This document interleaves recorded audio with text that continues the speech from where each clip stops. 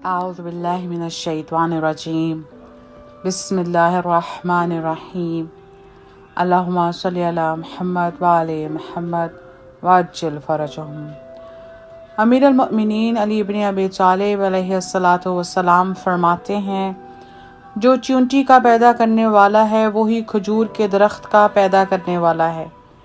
کیونکہ ہر چیز کی تفصیل لطافت و باریکی لیے ہوئے ہے، اور ہر ذی حیات کے مختلف اعضاء میں باریک ہی سا فرق ہے۔ اس کی مخلوقات میں بڑی اور چھوٹی، بھاری اور ہلکی، طاقتور اور کمزور چیزیں یکساں ہیں، اور یوں ہی آسمان، فضا، ہوا اور پانی برابر ہیں۔ لہٰذا تم سورج، چاند، آسمان، فضا، ہوا اور پتھر کی طرف دیکھو، اور اس رات دن کے یکے بعد دیگرے آنے جانے، اور ان دریاؤں کے جاری ہونے، اور ان پہاڑوں کے بہتات اور ان چوٹیوں کی اونچان پر نگاہ دوڑاؤ، اور ان نعمتوں اور قسم قسم کی زبانوں کے اختلاف پر نظر کرو۔ اس کے بعد افسوس ہے ان پر کہ جو قضاء و قدر کی مالک ذات اور نظم و انضباط کی قائم کرنے والی ہستی سے انکار کریں۔ انہوں نے تو یہ سمجھ رکھا ہے کہ وہ گھاس پھوس کی طرح خود بخود اگ آئے ہیں، نہ ان کا کوئی بونے والا ہے اور نہ ان کی گوناگون صورتوں کا کوئی بنانے والا ہے۔ انہوں نے اپنے اس دعوے کی بنیاد کسی دلیل پر نہیں رکھی اور نہ سنی سنائی باتوں کی تحقیق کی ہے۔ ذرا سوچو تو کہ کیا کوئی عمارت بغیر بنانے والے کے ہوا کرتی ہے، اور کوئی جرم بغیر مجرم کے ہوتا ہے؟ اگر چاہو تو چیونٹی کی طرح ٹڈی کے متعلق بھی کچھ کہو کہ اس کے لیے لال بھبوکا 2 آنکھیں پیدا کیں، اور اس کی آنکھوں کے چاند سے دونوں حلقوں کے چراغ روشن کیے، اور اس کے لیے بہت ہی چھوٹے چھوٹے کان بنائے، اور مناسب و معتدل منہ کا شگاف بنایا، اور اس کے حص کو قوی اور تیز قرار دیا، اور ایسے 2 دانت بنائے کہ جن سے وہ پتیوں کو کاٹتی ہے، اور درانتی کی طرح کے 2 پیر دیے کہ جن سے وہ گھاس پات کو پکڑتی ہے۔ کاشتکار اپنی زراعت کے بارے میں اس سے ہراساں رہتے ہیں، اگر وہ اپنے جتھوں کو سمیٹ لیں، جب بھی اس ٹڈی دل کا ہنکانا ان کے بس میں نہیں ہوتا، یہاں تک کہ وہ جست و خیز کرتا ہوا ان کی کھیتیوں پر ٹوٹ پڑتا ہے اور ان سے اپنی خواہشوں کو پورا کر لیتا ہے، حالانکہ اس کا جسم ایک باریک انگلی کے بھی برابر نہیں ہوتا۔ پاک ہے وہ ذات کہ جس کے سامنے آسمان و زمین میں جو کوئی بھی ہے خوشی یا مجبوری سے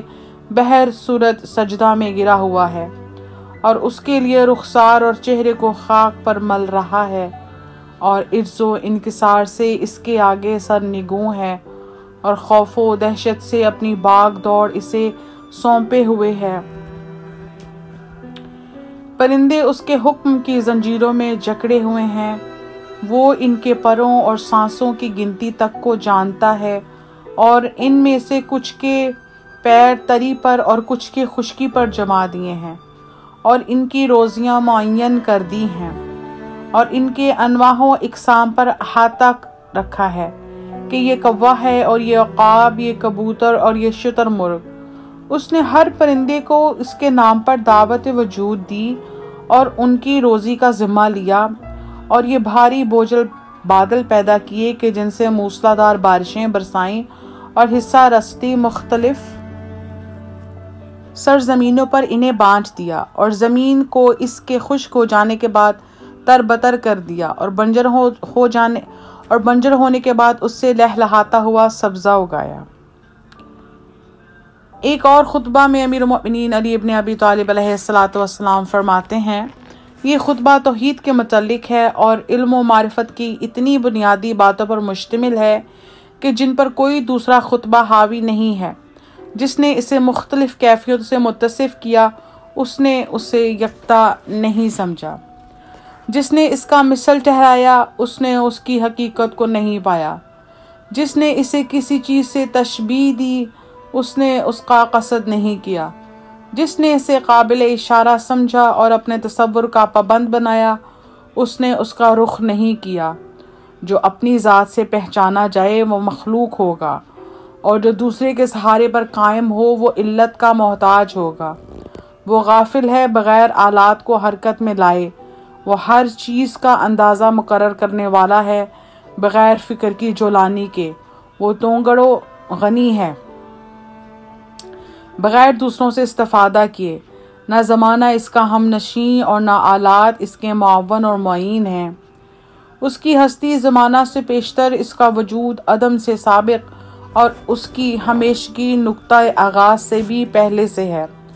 اس نے جو احساس و شعور کی قوتوں کو ایجاد کیا کہ اس کی ضد نہیں ہو سکتی، اور چیزوں کو جو اس نے ایک دوسرے کے ساتھ رکھا ہے، اسی سے معلوم ہوا کہ اس کا کوئی ساتھی نہیں۔ اس نے نور کو ظلمت کی، روشنی کو اندھیرے کی، خشکی کو تری اور گرمی کو سردی کی ضد قرار دیا ہے۔ وہ ایک دوسرے کی دشمن چیزوں کو ایک مرکز پر جمع کرنے والا، متضاد چیزوں کو ملانے والا اور دوسرے سے دور کی چیزوں کو باہم قریب لانے والا ہے، اور باہم پیوستہ چیزوں کو الگ الگ کرنے والا ہے۔ وہ کسی حد میں محدود نہیں اور نہ گننے سے شمار میں آتا ہے۔ جسمانی قوی تو جسمانی ہی چیزوں کو گھیرا کرتے ہیں اور اپنے ہی ایسوں کی طرف اشارہ کر سکتے ہیں۔ انہیں لفظ مند نے قدیم ہونے سے روک دیا ہے، اور لفظ قد نے ہمیشگی سے منع کر دیا ہے، اور لفظ لولا نے کمال سے ہٹا دیا ہے۔ انہی اعضاء و جوارح اور حواس و مشاعر کے ذریعہ ان کا موجد عقلوں کے سامنے جلوہ گر ہوا ہے، اور انہی کے تقاضوں کے سبب سے آنکھوں کے مشاہدے سے بری ہو گیا ہے۔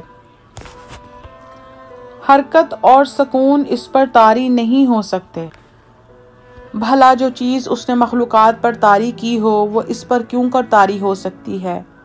اور جو چیز پہل اسی نے پیدا کی ہے وہ اس کی طرف عائد کیوں کر ہو سکتی ہے، اور جس چیز کو اس نے پیدا کیا ہو وہ اس میں کیوں کر پیدا ہو سکتی ہے۔ اگر ایسا ہو تو اس کی ذات تغیر پذیر قرار پائے گی، اور اس کی ہستی قابل تجزیہ ٹھہرے گی، اور اس کی حقیقت ہمیشگی و دوام سے علیحدہ ہو جائے گی۔ اگر اس کے لیے سامنے کی جہت ہوتی تو پیچھے کی سمت بھی ہوتی، اگر اس میں کمی آتی تو اس کی تکمیل کا محتاج ہوتا،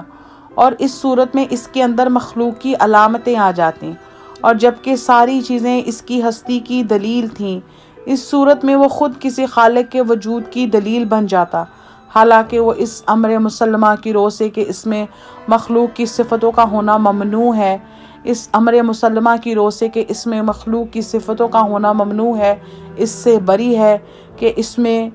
وہ چیز اثر انداز ہو جو ممکنات میں اثر انداز ہوتی ہے۔ وہ عدلتا بدلتا نہیں، نہ زوال پذیر ہوتا ہے، نہ غروب ہونا اس کے لیے روا ہے۔ اس کی کوئی اولاد نہیں اور نہ وہ کسی کی اولاد ہے، ورنہ محدود ہو کر رہ جائے گا۔ وہ آل اولاد رکھنے سے بالا تر اور عورتوں کو چھونے سے پاک ہے۔